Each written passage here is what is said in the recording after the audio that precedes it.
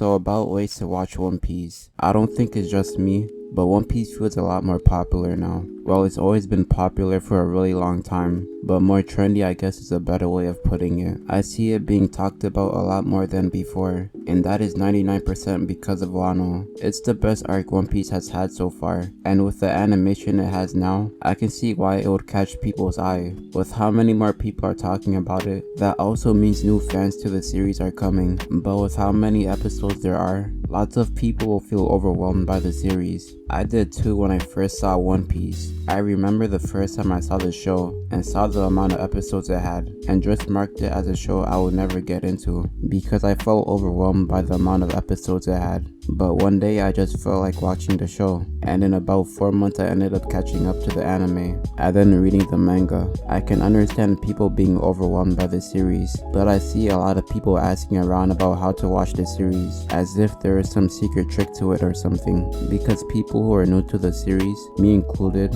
were trying to figure out the best way to catch up pretty quickly, but there's actually no trick at all if you haven't realized. You just watch or read the series episode by episode, and if you see those One Piece in 50-minute videos or anything like that, definitely do not watch those either. If you are really contemplating on watching those types of videos, you might as well not watch the series at all. It reminds me of the guy I talked about in another video that skipped like half the show. The people who want to watch it now probably just want to get to Wano as fast as possible, but if you just try to speedrun it, you're going to overlook all the other good things the series has to offer, and not to mention you'll probably end up getting burnt out on it. So today I wanted to talk about the best way to watch One Piece. Well, maybe not the best, but what I personally recommend for newcomers to the series. Before that though, like and subscribe for future content. This isn't a mandatory way to watch the series or anything, but as someone who is caught up, this will be my personal suggestions on watching the series, because there are certain parts more enjoyable in the anime, but others that are more enjoyable in the manga. If you just prefer anime only or manga only,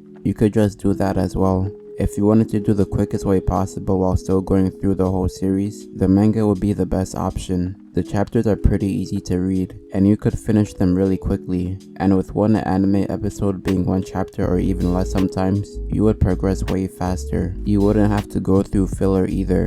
I mean, it's not really an issue skipping filler in the anime. You can look at charts online that mark them, but it wouldn't be a problem to begin with in the manga. I mean, there is one anime filler that is actually good. It's the GA arc, which is after Skypiea, and it's pretty brief but it's still really good. I would recommend watching it, but it isn't technically necessary. That's really the only filler arc I would say is worth watching though. The rest I would just skip ahead of.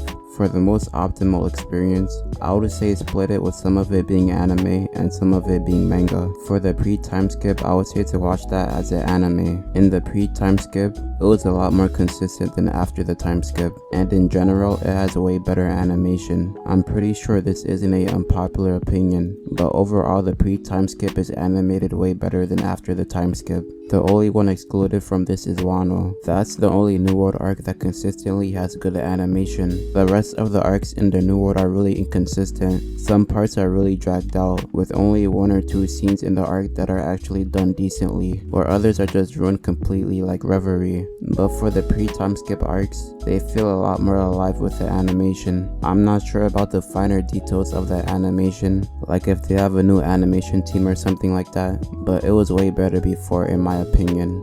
I would say if you want to watch the anime, I recommend watching it up to the time skip.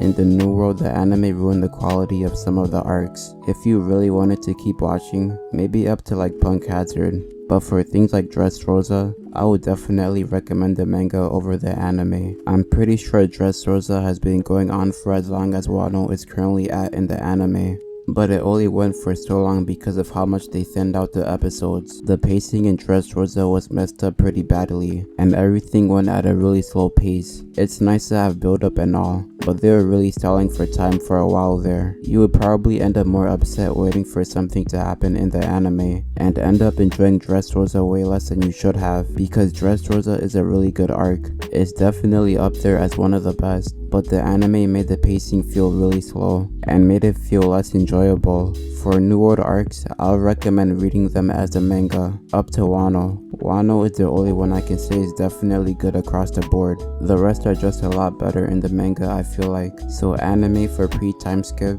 and then the manga for after the time skip up to Wano. That is basically what I would recommend for people who want to get into the series. It will still probably take you a while to catch up, so don't try to speedrun it or anything, because you'll probably end up burning out yourself. But I think this is the most optimal way of watching it, for the best versions of each part of the series. That is pretty much all I had to say though. If you enjoyed, like and subscribe for future content. Peace.